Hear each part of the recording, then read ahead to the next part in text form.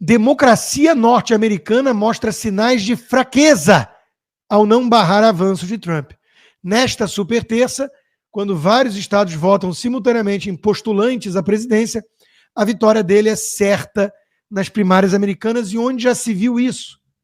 Onde já se viu essa parcela significativa da população discordar de mim e querer votar em alguém como Trump, que eu tenho...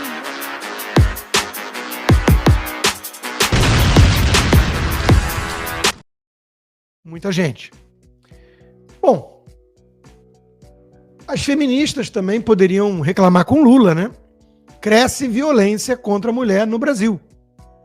Com pouco a comemorar, vem aí o 8 de março, o Dia Comunista Internacional da Mulher, e a violência contra as mulheres aumentou no Brasil de Lula. O que aconteceu? O Lula não ia proteger as minorias, as mulheres, o Bolsonaro não. O amor venceu e, pelo visto, isso está significando mais violência contra as mulheres. E por falar em violência, meus amigos, eu recebi um vídeo de um sujeito que achou que podia andar de carro conversível no Rio de Janeiro. É perigoso. Claro que o culpado não pode ser ele, é que nem você falar. O cara estava andando de Rolex e foi assaltado. A culpa nunca é da vítima, né? É isso que eu pensei quando eu vi, né? Eu falei, pô, eu já tive um carro conversível. Eu tive. Nos Estados Unidos. Aqui o problema é outro, é o excesso de calor da Flórida. Quase todos os meses do ano é inviável usar um carro conversível aqui. Mas no Rio de Janeiro, além do calor, tem esse outro detalhe.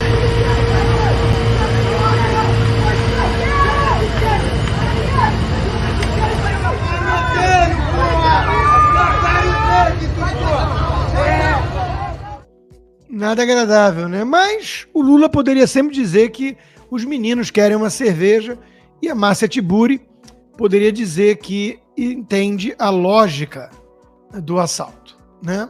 É com isso que nós estamos lidando. Agora vamos para o assunto mais importante, desde ontem, né? Porque é muito relevante. A Suprema Corte dos Estados Unidos reverte a decisão da Suprema Corte do Colorado, tornando Trump elegível para as eleições. Eu já falei bastante disso para os meus apoiadores nessa segunda-feira, na Conversa de Boteco, que é um bate-papo exclusivo para os meus apoiadores do Locals. Eu não vou me repetir tanto, mas vamos lá, né? A Constituição torna o Congresso e não os estados responsável pela aplicação da terceira seção da 14ª emenda, até porque a principal decisão, e está aqui um trecho importante, né, é uma questão de federalismo. A quem cabe o foro adequado para julgar isso, para impor a seção 3 da 14ª emenda? Se qualquer um dos 50 estados puder simplesmente, com base num conceito subjetivo, ele incitou a insurreição, tirar um candidato da corrida presidencial de um cargo que seja federal, é um poder demasiado aos estados. E aí você vai ter o quê? O tapetão. Toda hora que você não gosta de um candidato, vai lá um estado super azul ou super vermelho e toma uma decisão na sua Suprema Corte e tira o sujeito da jogada. Isso seria, claro, várzea. Isso seria, claro, coisa de terceiro mundo. Isso seria, claro, coisa de Republiqueta das Bananas. Isso seria coisa que a gente poderia ver no Brasil e ver com muita frequência, que é não só a judicialização da disputa eleitoral, como o tapetão, né? A destruição do processo eleitoral em si. E olha, é engraçado que a esquerda não entende nada de nada. A esquerda reclama da democracia americana porque existem, por exemplo, os colégios eleitorais, criados pelos pais fundadores, para não dar um sobrepeso a capitais muito povoadas, cosmopolitas. Você tem ali mais ou menos o mesmo conceito que existe no Senado, na Upper House, né? O Senado tem representantes por estados, não por população.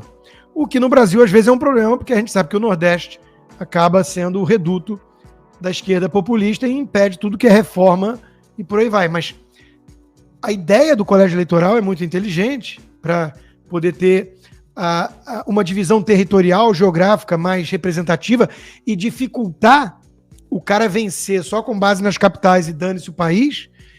E a esquerda reclama disso. Mas a esquerda queria que um estado pudesse tirar o Trump da corrida presidencial. Então, meus amigos, a decisão é muito clara. Um poder desses seria absurdo, seria demasiado. O estado pode tirar candidatos de corridas a cargos estaduais, não federais. Isso cabe ao Congresso.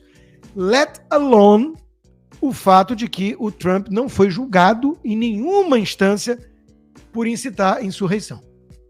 Então tem a questão do mérito e a questão do foro. Essa decisão foi unânime, 9-0. O que não impediu, claro, a Globo de falar: juízes de maioria conservadora autorizaram o ex-presidente concorrer. 9-0, repito, unânime. Os votos dissidentes divergiram em alguns detalhes que eles acham que a decisão majoritária foi longe demais ao proteger o Trump, mas nenhum deles, nem a Sotomayor, questionou o fato de que não cabe ao Estado decidir a aplicação da seção 3 da 14ª emenda em disputas federais. Então, é impressionante a ignorância ou a má-fé da nossa imprensa e da esquerda em geral, brasileira e americana. O Trump, claro, estava em polvorosa, é uma grande vitória para ele, dá momentum à sua candidatura, e ele aproveitou isso para fazer uma limonada. Isso ajuda a unir o país. E veja, ele está certo. Como eu disse, se foi unânime, se a Sotomayor, indicada pelo Obama, votou, não cabe ao Colorado ou qualquer estado que seja tirar ninguém da corrida federal, isso é um denominador comum que deveria unir a nação em torno de princípios democráticos, valores republicanos. Vamos tentar derrotar o Trump, se você acha que é necessário, na campanha, que já é rigged, porque a imprensa toda é de esquerda e por aí vai, mas isso é uma outra discussão. Não há um TSE nos Estados Unidos proibindo certas campanhas do Trump e tudo mais, e não há uma Suprema Corte que na canetada diga, você não pode concorrer. Acho que a decisão será um grande passo para unir o país precisa disso, muito importante, muito bem escrita. Eles, juízes, trabalharam muito, trabalharam duro, francamente, trabalharam rapidamente, algo que será comentado daqui a 100, 200 anos. Em resumo, você não pode tirar alguém de uma corrida eleitoral porque o oponente gostaria que fosse assim. Esse é o ponto-chave fulcral nesse aspecto. Em democracias sólidas, o sistema não pode virar e falar: eu não gosto daquele cara, inventa um pretexto aí e tira da corrida. Não pode fazer o que o Maduro faz, o que o Putin faz, o que o Lula, Alexandre de Moraes fazem. Não pode. Nenhum juiz de Corte Suprema americana vai poder subir num palanque da Alexandra Ocasio-Cortez e do Black Lives Matter e gritar: "We defeated Trump! Nós derrotamos o Trump!" Nenhum juiz vai poder fazer isso nos Estados Unidos. Porque os Estados Unidos é um país sério. Porque ainda há juízes em Berlim e também na América. Agora, o mais interessante de tudo, e eu quase fiz a live hoje toda irônica, que eu sei que vocês curtem, quase fiz a live inteira na base da ironia e do sarcasmo, é que a guerrilheira Amélia, a comunista Miriam Leitão, que é da aula de democracia junto com o tio rei no país dos petralhas, para a América. Gente, até onde vai a soberba desses militantes petistas? Democracia norte-americana mostra sinais de fraqueza ao não barrar avanços de Trump. Nesta super terça, quando vários estados votam simultaneamente em postulantes à presidência, a vitória dele é certa nas primárias americanas. E onde já se viu isso? Onde já se viu essa parcela significativa da população discordar de mim e querer votar em alguém como Trump, que eu tenho um... O Luiz, claro, fez o comentário mais pertinente no caso da militante comunista da Globo. Silêncio. A ex-guerrilheira comunista do país onde um presidiário foi tirado da cadeia e colocado na presidência vai ensinar para os Estados Unidos o que é uma democracia forte. Gente, a falta de simancol, a falta de noção desses militantes, até forçando a barra, né, virar e falar assim, não, a Miriam Leitão acredita nisso, ela acha que o Trump é uma ameaça tão terrível para a democracia, em que pese ele ter ficado 4 anos e está tudo tranquilo na democracia americana, que você tem que usar o que tiver disponível como instrumento, mesmo que seja forçar muito a barra, e aí sim, talvez matar de morte as instituições relevantes para uma república. Ela pode até acreditar nisso e não ser um caso de má fé. Eu prefiro acreditar que ela tá rindo e que ela fala, eu tenho esse trabalho duro de enganar trouxas, né? Porque pelo menos isso faria dela alguém minimamente inteligente. Se ela realmente acredita no que ela está dizendo e quer dar aula de democracia para a América, do que eu pensei, porque ignorância é não saber de algo. Estupidez é não admitir a ignorância. Já o Reinaldo Azevedo, não. Reinaldo Azevedo escreveu O País dos Petralhas. É ou não é? 1 e 2. Reinaldo Azevedo é mais difícil acreditar que seja apenas estúpido. A guinada dele é muito forte para isso.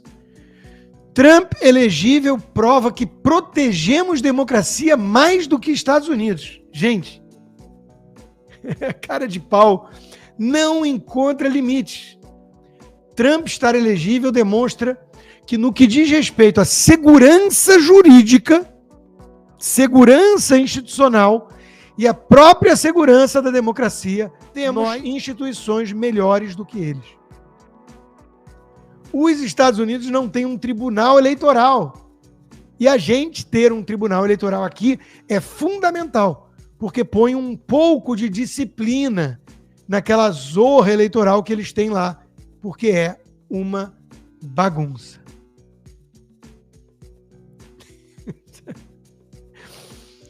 Ai, meu Deus do céu. Será que ele cai na gargalhada escrevendo isso? Será que ele olha no espelho e fala, sou inteligente, vou preparar aqui um argumento ridículo, mas sempre vai ter idiota pronto para acreditar. E eu preciso fazer isso, afinal de contas, estou sendo chantageado ou comprado, ou sei lá o que é a explicação dele ter virado isso aí. Essa caricatura que ele mesmo denunciava. O Elon Musk está indo em cima, chamando de traição o que ele está fazendo. O número de ilegais entrando nos Estados Unidos é recorde. Estimam em 8 milhões de pessoas nesses últimos 3 anos aí aguardando dentro do país situação, e tem tido casos de crime e até morte por meio desses imigrantes ilegais. Isso tem sido um eixo muito, muito relevante nas eleições.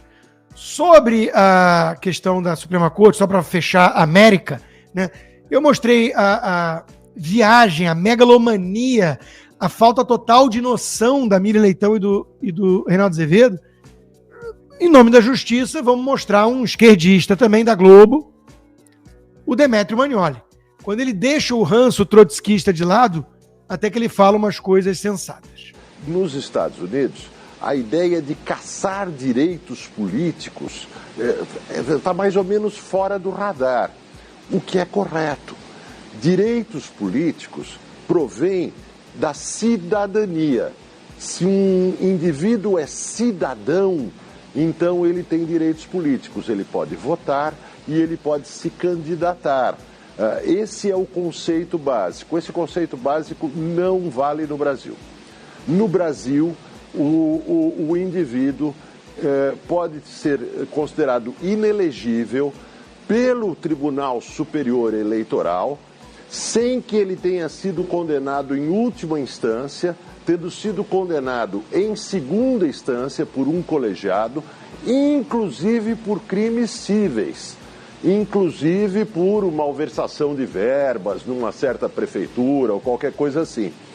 Aqui no Brasil, se transforma pessoas em inelegíveis a rodo. E, inclusive, líderes muito importantes políticos se tornam inelegíveis.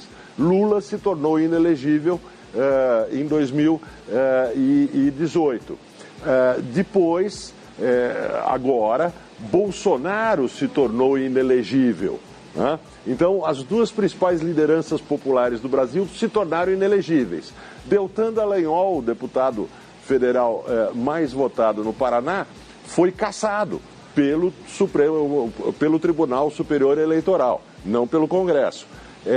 O Sérgio Moro possivelmente será cassado pelo TSE, embora seja um senador com um grande número de votos. Mas esses são os nomes mais notórios. Pelo Brasil afora, são milhares de políticos transformados em inelegíveis pelos juízes eleitorais. A pergunta que eu faço é: qual é o impacto disso do ponto de vista do eleitorado?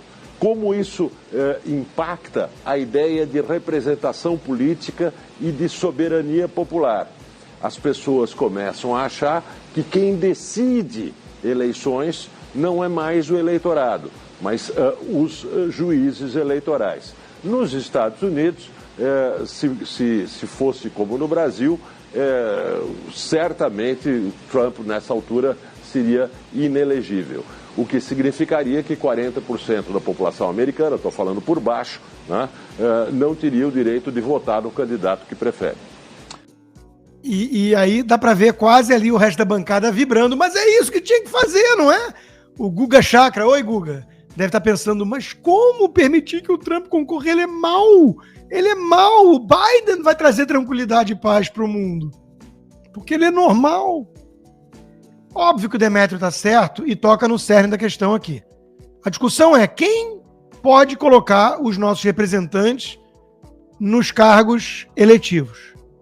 O eleitor, o povo, ou meia dúzia de iluminados do TSE, como o Reinaldo Azevedo quer exportar para a América.